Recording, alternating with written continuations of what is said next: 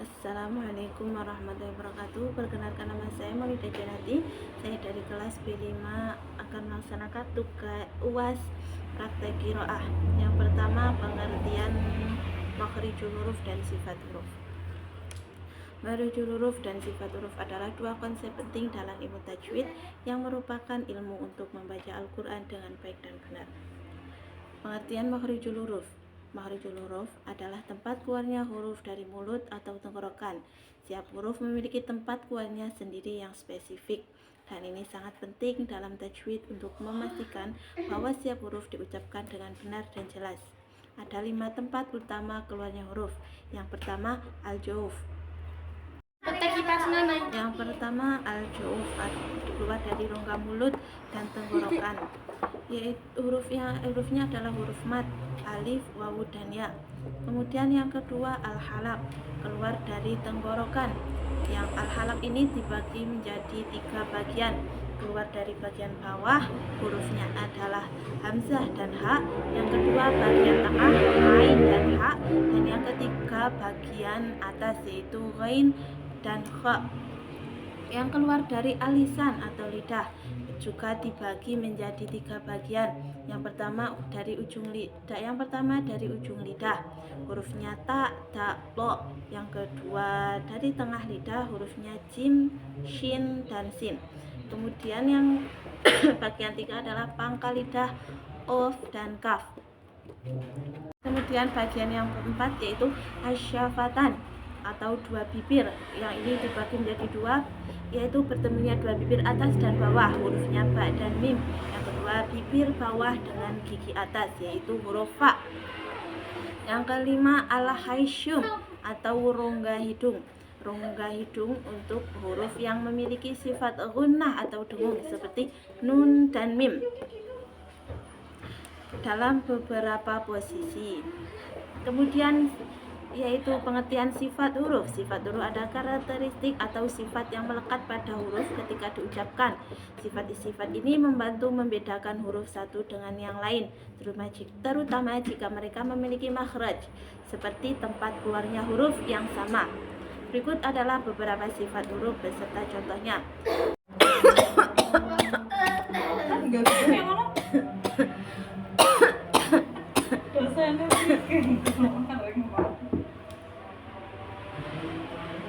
Batinnya mau ditanya kender. Bismillahirrahmanirrahim. Assalamualaikum warahmatullahi wabarakatuh. Perkenalkan, nama saya Maulida Janati dari kelas B5 akan melaksanakan tugas UAS praktek qiraah. Yang pertama, pengertian makhrijul huruf dan sifat huruf adalah 2 konsep penting dalam ilmu tajwid yang merupakan ilmu untuk membaca Al-Quran dengan baik dan benar. Pengertian makhrijul huruf adalah tempat keluarnya huruf dari mulut atau tenggorokan. Setiap huruf memiliki tempat keluarnya sendiri yang spesifik, dan ini sangat penting dalam tajwid untuk memastikan bahwa setiap huruf diucapkan dengan jelas dan benar. Ada 5 tempat utama keluarnya huruf. Yang pertama, al-jauf. Al-jauf yaitu keluarnya dari mulut dan tenggorokan. Hurufnya itu huruf mat, alif, wawu, dan ya. Yang kedua, al-halaq, keluar dari tenggorokan. Yang al-halaq terbagi menjadi 3 bagian. Pertama, bagian bawah, hurufnya hamzah dan ha. Yang kedua, bagian tengah, hurufnya ain dan ha. Yang ketiga, bagian atas, hurufnya ghain dan kha. Bagian yang ketiga dari makhrijul huruf adalah alisan yang keluar dari lidah. Di sini juga terbagi menjadi 3 bagian. Yang pertama dari ujung lidah, hurufnya ta dan ta, dal dan to. Yang kedua tengah lidah, hurufnya jim, shin, dan ya. Yang ketiga pangkal lidah, hurufnya qaf dan kaf.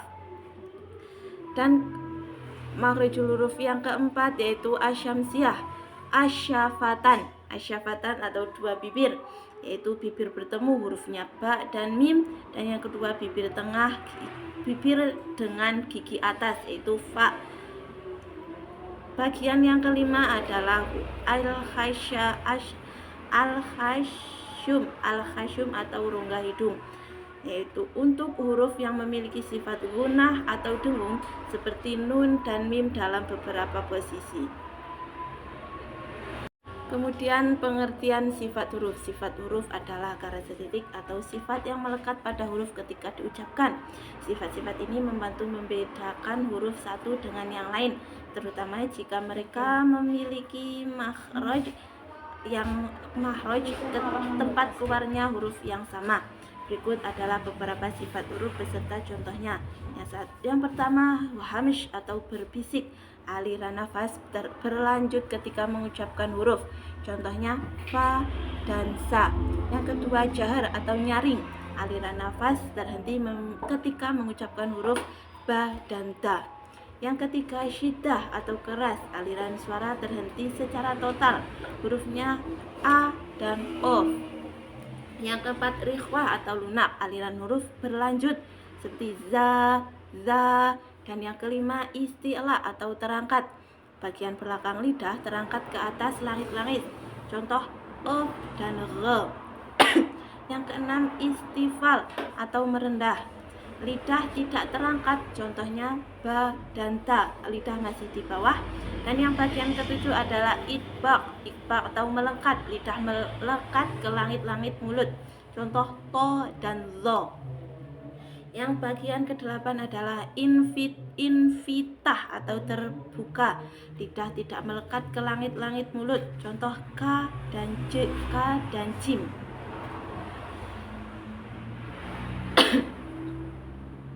Itulah pengertian dari makharijul huruf dan sifat huruf. Kemudian kita lanjut kepada nun, sukun, dan tanwin. Nun mati dan tanwin itu dibagi menjadi dan tanwin itu dibagi menjadi 4 bagian utama. Pembagian ini penting untuk memastikan bacaan Al-Quran dilakukan dengan benar sesuai aturan yang telah ditetapkan. Yang pertama adalah izhar halqi. Izhar halqi adalah pengucapan nun mati atau tanwin dengan jelas tanpa dengung ketika bertemu dengan salah satu dari 6 huruf halqi, yaitu huruf halaq. Huruf ini keluar dari tenggorokan huruf, yaitu izhar halqi, hamzah, ha, ho, ain, ghin, dan ha. Contoh nun mati bertemu dengan hamzah, man, amanah, bacanya jelas. Yang kemudian contoh an khalaqakum, yaitu tanwin yang bertemu dengan ho, baca jelas. Kemudian bagian yang kedua adalah idgham. Idgham adalah penggabungan nun mati atau tanwin dengan huruf berikutnya. Idgham dibagi menjadi 2 bagian. Yang pertama, idgham bi ghunnah dan idgham bila ghunnah. Idgham bi ghunnah adalah penggabungan dengan dengung. Hurufnya adalah ya, mim, mim, wawu. Contoh nun sukun bertemu dengan ya, mi'yamal, mayya'mal, manasor. Yang kemudian idgham bila ghunnah. Idgham bila ghunnah adalah penggabungan tanpa dengung. Huruf idgham bila ghunnah adalah lam dan ro. Contohnya nun sukun bertemu dengan ro, mir rabbihim, nun sukun bertemu dengan lam, ghafurun lahum. Kemudian hukum yang ketiga adalah iqlab. Iqlab adalah perubahan bunyi nun mati atau tanwin menjadi mim dengan dengung ketika bertemu dengan huruf ba. Contohnya nun mati yang bertemu dengan ba, ambihum. Yang tanwinnya itu sami'un basirun. Kemudian hukum yang keempat adalah ifa hakiki. Ifa hakiki adalah pengucapan nun mati atau tanwin dengan suara samar atau tersembunyi di antara izhar dan idgham dengan dengung. Huruf-hurufnya ada 15, yaitu selain huruf izhar, idgham, dan iqlab. Hurufnya ta, za, jim, dal, zal, za, sin, shin, so, do, to, zo, fa, qaf, kaf. Contoh nun mati bertemu dengan ta, yaitu anta. Dan nun mati bertemu dengan dal, min dunihim. Kemudian pengertian mat. Mad adalah perpanjangan suara saat membaca huruf-huruf tertentu dalam Al-Quran. Pembagian mad dan macam-macamnya sangat penting untuk memastikan bacaan sesuai dengan benar. Yang ketiga, kita akan membahas pengertian mad. Mad adalah perpanjangan suara saat membaca huruf tertentu dalam Al-Quran. Mad dibagi menjadi dua. Yang pertama mad tabi'i atau mad asli atau mad tabi'i, dan yang kedua mad far'i. Pengertian mad tabi'i atau mad asli yang tidak terkait dengan sebab-sebab tertentu. Panjang mad ini adalah 2 harokat. Huruf-huruf mad asli, yang pertama alif setelah fathah, ya setelah kasroh, dan wawu setelah dhammah. Contoh mad tabi'i ma, qila, yaqulu, dan yang kedua adalah mad far'i. Mad far'i adalah mad yang terjadi karena sebab-sebab tertentu. Mad far'i terbagi menjadi beberapa macam. Yang pertama mad wajib mutasil. Mad wajib mutasil terjadi ketika huruf mad bertemu dengan hamzah dalam satu kata. Panjang mad ini adalah 4 hingga 5 harokat. Contoh ja'a si'atun. Yang kedua mad jaiz munfasil. Mad jaiz munfasil adalah terjadi ketika huruf mad berada di akhir kata dan bertemu dengan hamzah di awal kata. Panjangnya mad ini adalah 2, 4, atau 5 harokat. Contoh fi anfusikum, qul huwallahu ahad. Yang ketiga mad adidi sukun. Pengertiannya adalah terjadi ketika huruf mad bertemu dengan huruf yang sukun karena waqaf atau berhenti. Panjangnya 2, 4, atau 6 harokat. Contoh rahmatun, mustaqimun. Dan yang keempat mad lazim. Mad lazim terjadi ketika huruf mad bertemu dengan huruf yang bersukun asli.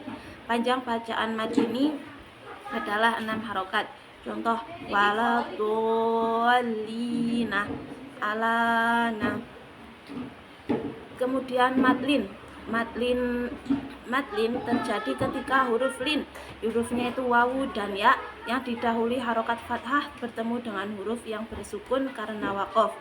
Panjang bacaan mad ini adalah 2, 4, atau 6 harokat. Contoh Quraisy, khaufi. Selanjutnya yaitu mad badal. Mad badal terjadi ketika huruf mad didahului oleh hamzah. Panjang bacaan mad ini adalah 2 harokat. Contohnya amanu, imanan. Kemudian mad tamkin. Tadi sudah mad tabi'i, mad far'i, dan mad tamkin. Mad tamkin terjadi ketika ada 2 yang salah satunya bertajwid dan didahului ya yang bersukun. Panjang bacaan mad ini adalah 2 harokat. Contoh huyitum. Kemudian mad silah. Mad silah terbagi menjadi 2 macam. Pertama mad silah qasirah dan mad silah tawilah. Pengertian dari mad silah yang pertama adalah mad silah qasirah. Pengertian mad silah qasirah ialah terjadi ketika hak dhamir berada di antara 2 huruf yang berharokat panjang. Bacaan mad ini adalah 2 harokat. Panjang mad ini adalah 2 harokat. Innahu, lahu. Kemudian mad silah tawilah. Pengertiannya terjadi ketika hak dhamir bertemu dengan hamzah setelahnya. Panjang bacaan mad ini adalah 4 atau 5 harokat. Contoh fihi ahadun, malahu ahadun. Dalam ilmu tajwid. Baik, kita lanjut yaitu waqaf. Waqaf adalah penghentian bacaan pada suatu kata dalam Al-Quran untuk mengambil nafas atau untuk tujuan lain. Ada beberapa macam waqaf dan masing-masing memiliki aturan serta tempat yang berbeda. Berikut macam-macam waqaf beserta contohnya. pertama, wakaf lazim. Wakaf lazim adalah wakaf yang wajib berhenti karena jika tidak berhenti akan menyebabkan perubahan makna atau menyebabkan keracuan. Contoh terdapat di surat Al-Fatihah ayat 7. Yang kemudian wakaf jaiz. Wakaf jaiz adalah wakaf yang boleh berhenti dan boleh juga tidak berhenti. Ini biasanya digunakan di tempat yang tidak mengubah makna secara signifikan. Contohnya terdapat dalam surat Yusuf ayat 18. Ya, kemudian pengertian wakaf kafi. Wakaf kafi adalah wakaf yang lebih baik berhenti untuk memisahkan dua kalimat yang saling berhubungan tetapi tidak menyambung makna secara langsung. Contohnya itu terdapat dalam surat Al-Baqarah ayat 2. Bismillahirrahmanirrahim. Dzalikal kitabul la raiba fihi hudal lil muttaqin. Yang keempat, wakaf hasan. Wakaf hasan adalah wakaf yang baik untuk berhenti karena maknanya sudah jelas, tetapi lebih baik untuk melanjutkan bacaan agar lebih jelas ketertarikan antara ayat. Contohnya surat Al-Fatihah ayat 1 dan ayat 3. Yang kemudian yang kelima, pengertian wakaf qobih. Wakaf qobih adalah wakaf yang tidak baik dilakukan karena berhenti di tempat yang bisa menyebabkan makna menjadi tidak jelas atau salah. Dan contohnya itu terdapat dalam surat Al-Fatihah ayat 7. Kemudian yang poin keenam adalah wakaf mu'anaqah. Wakaf mu'anaqah adalah wakaf yang mengharuskan pembaca memilih salah satu dari dua tempat wakaf yang berdekatan dan tidak boleh berhenti pada kedua tempat sekaligus.